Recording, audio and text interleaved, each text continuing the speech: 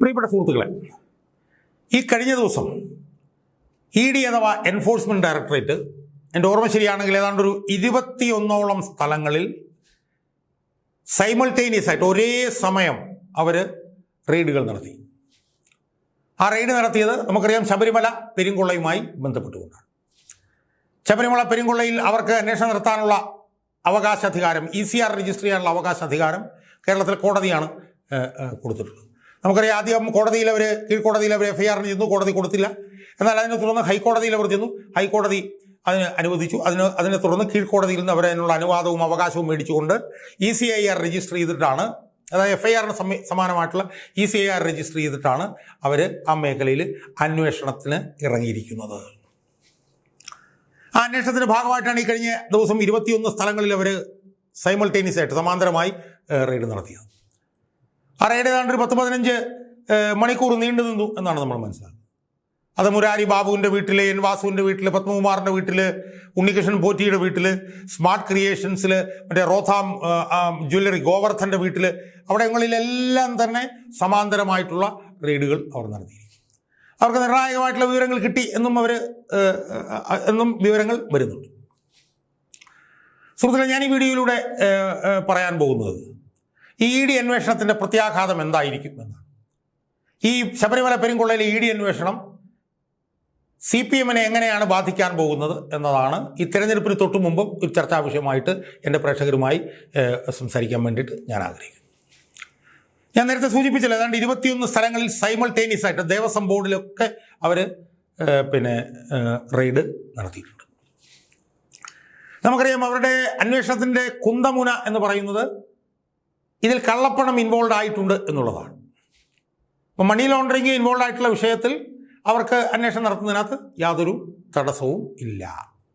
അതിൻ്റെ പശ്ചാത്തലത്തിലാണ് അവർ ഈ 21 സ്ഥലങ്ങളിലും സമാന്തരമായി റെയ്ഡുകൾ അവർ നടത്തിയിട്ടുള്ളത്. ആ റെയ്ഡുകൾ പലതും മണിക്കൂറുകൾ നീണ്ടു നിന്നു എന്നുള്ളതാണ്. പത്മകുമാറിൻ്റെ വീട്ടിൽ നിന്ന് മണിക്കൂറുകൾ നീണ്ടുനിന്ന് റെയ്ഡ് നടത്തി. N വാസുവിൻ്റെ വീട്ടിൽ റെയ്ഡ് നടത്തി. ഉണ്ണികൃഷ്ണൻ പോറ്റിയുടെ പുളിമാത്തുള്ള വീട്ടിൽ നിന്ന് റെയ്ഡ് നടത്തി. ബാംഗ്ലൂരിലുള്ള ഒരു ഫ്ലാറ്റിൽ റെയ്ഡ് നടത്തി. ദേവസ്വം ബോർഡിൽ മണിക്കൂറുകളോളം അവർ റെയ്ഡ് നടത്തി. ചെന്നൈയിലുള്ള സ്മാർട്ട് ക്രിയേഷൻസിൽ, ബാംഗ്ലൂരിലുള്ള സ്മാർട്ട് ക്രിയേഷൻസിൽ ഒരു റെയ്ഡ് നടത്തി. കർണാടകത്തിലെ ബെല്ലാരിയിലുള്ള റോഥാൻ ജ്വല്ലറിയിൽ അവർ റെയ്ഡ് നടത്തി. ഇവിടെയൊക്കെ വളരെ വിശദമായിട്ടുള്ള റെയ്ഡ് അവർ നടത്തിയിട്ടുണ്ട്. അപ്പം നമുക്ക് കിട്ടുന്ന വിവരം അനുസരിച്ച് കള്ളപ്പണ ഇടപാടുകൾ ഒരുപാട് നടന്നിട്ടുണ്ട് എന്നുള്ളത് സംബന്ധിച്ചുള്ള വിവരം അവർക്ക് ലഭിച്ചിട്ടുണ്ട് എന്നുള്ള വിവരം ഉണ്ട്. ബാങ്ക് ഇടപാടുകൾ പരിശോധിക്കാൻ വേണ്ടിയിട്ട് ഒരുപാട് രേഖകൾ ഈ പ്രതികളുടെ വീടുകളിൽ നിന്ന് അവർക്ക് ലഭിച്ചു എന്നുള്ളത് സംബന്ധിച്ചിട്ടുള്ള വിവരം നമുക്ക് ലഭിച്ചിട്ടുണ്ട്. ഉണ്ണികൃഷ്ണൻ പോറ്റി സമാഹരിച്ചിട്ടുള്ള സ്വത്തിൽ കുത്തനെയുള്ള വർധന ഉണ്ടായി എന്നുള്ള വിവരം അവരുടെ മുന്നിലെത്തിയിട്ടുണ്ട് എന്നുള്ള വിവരം നമുക്ക് ലഭിച്ചിട്ടുണ്ട്. സ്പോൺസർഷിപ്പുമായി ബന്ധപ്പെട്ടുകൊണ്ട് ഒട്ടേറെ നിർണായകമായിട്ടുള്ള വിവരങ്ങൾ അവർക്ക് ലഭിച്ചു എന്നുള്ള വിവരം നമ്മുടെ മുന്നിലുണ്ട്. സ്പോൺസർഷിപ്പ്, ശതകോടികളുടെ സ്പോൺസർഷിപ്പ് നടന്നിട്ടുണ്ടെങ്കിലും ആ സ്പോൺസർഷിപ്പിൻ്റെ തുക ദേവസ്വം ബോർഡിൽ എത്തിയിട്ടില്ല എന്നുള്ള വിവരം അവരുടെ മുന്നിലെത്തിയിട്ടുണ്ട് എന്ന് നമുക്ക് മനസ്സിലാക്കാൻ കഴിയും. പലരുടെയും സ്വത്ത് കണ്ടുകെട്ടുന്ന കാര്യങ്ങൾ ഉൾപ്പെടെയുള്ള അന്വേഷണങ്ങളിലേക്ക് അവർ മാറിയിട്ടുണ്ട് എന്നുള്ള വിവരം നമുക്ക് ലഭിച്ചിട്ടുണ്ട്. സുഹൃത്തുക്കളെ, നമ്മൾ ഈ EDയുമായി ബന്ധപ്പെട്ട് ചർച്ച ചെയ്യുമ്പോൾ നമ്മുടെ മനസ്സിലേക്ക് ഓടി വരുന്ന ഒരു പ്രധാനപ്പെട്ട വസ്തുതയുണ്ട്. ED ആദ്യമായിട്ടല്ല കേരളത്തിൽ അന്വേഷണത്തിന് വരുന്നത്.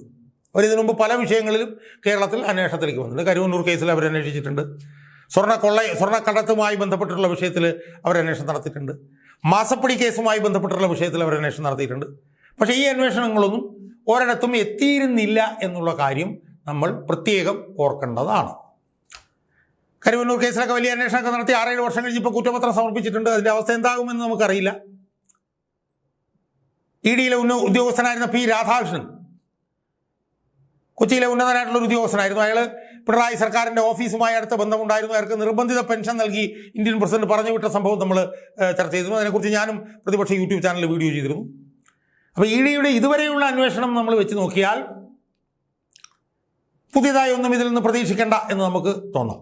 പക്ഷേ ഈ അന്വേഷണം വ്യത്യസ്തമായിരിക്കും എന്നാണ് എൻ്റെ ഒരു നിരീക്ഷണം. കാരണം അതിന് 2-3 കാരണങ്ങളുണ്ട്. ഒന്ന്, ശബരിമല എന്ന് പറയുന്ന ഒരു ഹിന്ദു തീർത്ഥാടന കേന്ദ്രത്തിൽ നടന്ന ഒരു പെരുങ്കൊള്ളയുമായി ബന്ധപ്പെട്ടിട്ടുള്ളതാണ് ഈ അന്വേഷണം. അതൊരു ഹിന്ദു ക്ഷേത്രമാണ്. കേരളത്തിലെ ഹിന്ദുക്കളുടെ അല്ലെങ്കിൽ ഹിന്ദുക്കളുടെ ഏറ്റവും പ്രധാനപ്പെട്ട കേരളത്തിലെ ഒരു മഹാക്ഷേത്രമാണ് ശബരിമല. അപ്പോൾ ആ ശബരിമലയിൽ നടന്ന പെരുങ്കൊള്ളയുമായി ബന്ധപ്പെട്ടുകൊണ്ടാണ് ഇ ഡിയുടെ അന്വേഷണം എന്നുള്ളത് കൊണ്ട് ഇ ഡി ഈ പറഞ്ഞതുപോലെ സമ്മർദ്ദങ്ങൾക്ക് വഴങ്ങാതെ ഈ അന്വേഷണം മുന്നോട്ട് കൊണ്ടുപോകാനുള്ള സാധ്യത ഞാൻ കാണുന്നുണ്ട്. കാരണം അതിനകത്ത് രാഷ്ട്രീയ താല്പര്യങ്ങൾ മാത്രമല്ല, ബി ജെ പിയുടെ ഒരു മതപരമായിട്ടുള്ള താല്പര്യവും ഇതിൽ ഇഴചേർന്നിട്ടുണ്ട് എന്നുള്ളത് കൊണ്ട് ഇ ഡി ഇതിനകത്ത് സ്വാധീനത്തിന് വഴങ്ങും എന്ന് നമുക്ക് കരുതാൻ വയ്യ. രണ്ടാമത്തെ ഒരു പ്രധാനപ്പെട്ട പ്രശ്നം എന്ന് പറയുന്നത് 2-3 മാസം കഴിഞ്ഞാൽ നിയമസഭാ തെരഞ്ഞെടുപ്പിലേക്ക് പോവുകയാണ്. ബി ജെ പി വലിയ മുന്നേറ്റം പ്രതീക്ഷിക്കുന്ന ഒരു സംസ്ഥാനത്താണ് തെരഞ്ഞെടുപ്പ് വരാൻ പോകുന്നത്. സ്വാഭാവികമായി ആ തെരഞ്ഞെടുപ്പിൻ്റെ പടിവാതിൽക്കൽ വെച്ച് ശബരിമല പെരുങ്കൊള്ളയുമായി ബന്ധപ്പെട്ടുകൊണ്ട് ഒരു അന്വേഷണം നടത്തുകയും അതിൽ ഭരണകക്ഷിയുടെ ആളുകൾക്കും നേതാക്കന്മാർക്കും മുൻ മന്ത്രിമാർക്കും ഒക്കെയുള്ള അവരുടെ ഇടപെടൽ, അവരുടെ ഇൻവോൾവ്മെൻറ്റ് പുറത്തു കൊണ്ടുവരാനും കഴിഞ്ഞാൽ അത് അടുത്ത തെരഞ്ഞെടുപ്പിൽ ബി ജെ പിയുടെ തെരഞ്ഞെടുപ്പ് സാധ്യതകൾക്ക് കൂടുതൽ സാധ്യത കൽപ്പിക്കപ്പെടും എന്നുള്ളൊരു ബോധ്യം മോദി സർക്കാരിനുണ്ടാവാനുള്ള സാധ്യതയുണ്ട്. കാരണം തെരഞ്ഞെടുപ്പ് അടുത്ത് വരുമ്പോൾ ഇപ്പോൾ ഉദാഹരണത്തിന് കടകംപള്ളി സുരേന്ദ്രൻ അല്ലെങ്കിൽ വി എൻ വാസവൻ അവർക്കൊക്കെ ഇതിനകത്തുള്ള പങ്ക് പുറത്തു കൊണ്ടുവരാൻ ഇ ഡിക്ക് കഴിഞ്ഞാൽ ഉണ്ട് എന്ന് കാര്യകാരണ സഹിതം ഇ ഡിക്ക് തെരഞ്ഞെടുപ്പിന് മുമ്പ് തെളിയിക്കാൻ കഴിഞ്ഞാൽ അത് ബി ജെ പിയുടെ തെരഞ്ഞെടുപ്പ് സാധ്യതകൾ വളരെയധികം വർദ്ധിപ്പിക്കും എന്നുള്ളൊരു ബോധ്യം നരേന്ദ്രമോദിക്കും അമിത്ഷായ്ക്കുമുണ്ട്. 3, ഈ പഞ്ചായത്ത് തെരഞ്ഞെടുപ്പിൽ ബി ജെ പി മനസ്സിലാക്കിയ ഒരു കാര്യമുണ്ട്. എന്താണെന്ന് ചോദിച്ചാൽ, ബി ജെ പി കേരളത്തിൽ വിചാരിച്ചിരുന്നത് പിണറായി വിജയൻ ഒരു തവണയും കൂടി ഭരണം കൊടുത്താൽ കോൺഗ്രസ് തകരുമെന്നും തങ്ങൾക്ക് ഇത്തവണയും കൂടെ പ്രതിപക്ഷമായിട്ടിരുന്നാൽ തങ്ങൾക്ക് അടുത്ത തവണ അധികാരത്തിൽ വരാമെന്നൊക്കെ പറഞ്ഞ് കോൺഗ്രസ് മുക്ത ഭാരതം എന്നൊക്കെയുള്ള തങ്ങളുടെ ധാരണ പൊട്ടത്തരമായിരുന്നു എന്നുള്ളത് അവർക്ക് ബോധ്യമായിട്ടുണ്ട്.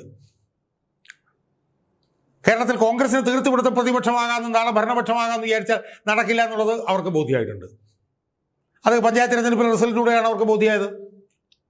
അതുകൊണ്ട് കേരളത്തിൽ തങ്ങൾക്ക് അധികാരത്തിൽ വരാൻ കഴിയണമെങ്കിൽ സി പി എമ്മിൻ്റെ വോട്ട് ബാങ്കിലേക്ക് കടന്നു കയറിയാൽ മാത്രമേ കഴിയൂ എന്നുള്ളത് കഴിഞ്ഞ പഞ്ചായത്ത് തെരഞ്ഞെടുപ്പോടുകൂടി മോദിക്കും അമിത്ഷായ്ക്കും ബോധ്യമായിട്ടുണ്ട്. അതിന് കൃത്യമായിട്ടുള്ള റിസൾട്ട് കഴിഞ്ഞ പഞ്ചായത്ത് തെരഞ്ഞെടുപ്പിലുണ്ട്. എവിടെയൊക്കെ സി പി എമ്മിന് എവിടെയൊക്കെ ബി ജെ പിക്ക് സീറ്റ് കൂടിയിട്ടുണ്ടോ അവിടെയൊക്കെ സി പി എമ്മിനാണ് വോട്ട് കുറഞ്ഞിട്ടുള്ളത്.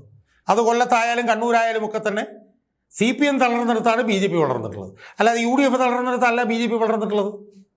ഇപ്പോൾ തിരുവനന്തപുരം കോർപ്പറേഷനിൽ സി പി എമ്മിന് 23 സീറ്റ് കുറഞ്ഞെങ്കിൽ അതിൽ 12 എടുത്ത് സി പി എമ്മിൽ നിന്ന് ബി ജെ പി പിടിച്ചെടുത്തപ്പോൾ 11 എടുത്ത് സി പി എമ്മിൽ നിന്ന് കോൺഗ്രസ് ആണ് പിടിച്ചെടുത്തത്. അപ്പോൾ അതുകൊണ്ട് സി പി എം തളർന്നാൽ മാത്രമേ തങ്ങൾക്ക് വളരാൻ കഴിയൂ എന്നുള്ള ഒരു ബോധ്യം ബി ജെ പിക്ക് ഉണ്ടായിട്ടുണ്ട്. അതുകൊണ്ട് തന്നെ ഈ ശബരിമല പെരുങ്കൊള്ളയിൽ സി പി എംകാർക്ക് പങ്കുണ്ട് എന്ന് തെളിയിച്ചാൽ സി പി എമ്മിൻ്റെ വോട്ട് ബാങ്കിലേക്ക് തങ്ങൾക്ക് കടന്നു കയറാം എന്നുള്ള ഒരു തോന്നലും അവരെ ബാധിച്ചിട്ടുണ്ട്. അപ്പോൾ അതുകൊണ്ട് ഈ 3 കാരണങ്ങൾ കൊണ്ട് ഈ ഇ ഡി അന്വേഷണം തൃപ്തികരമായി നടക്കാനുള്ള സാധ്യത വളരെ വലുതാണ്. തൃപ്തികരമായി അത് നടന്നാൽ തെരഞ്ഞെടുപ്പിൽ സി പി എം ആടാപാടലം പൊളിയും എന്നുള്ള കാര്യത്തിൽ യാതൊരു തർക്കവുമില്ല. ഈ അന്വേഷണം സ്വതന്ത്രമായി നടന്നാൽ കടകംപള്ളി സുരേന്ദ്രൻ മുതൽ വി എൻ വാസവൻ വരെ ഉള്ളവർക്ക് ജോലിയാകും എന്നുള്ള കാര്യത്തിൽ യാതൊരു തർക്കവുമില്ല. ഈ അന്വേഷണം സ്വതന്ത്രമായി നടന്നാൽ ഒരുപക്ഷെ അതിന് മുകളിലേക്ക് പോലും അന്വേഷണം പോയാലും അത്ഭുതപ്പെടാനില്ല എന്നാണ് എനിക്ക് സൂചിപ്പിക്കാനുള്ളത്.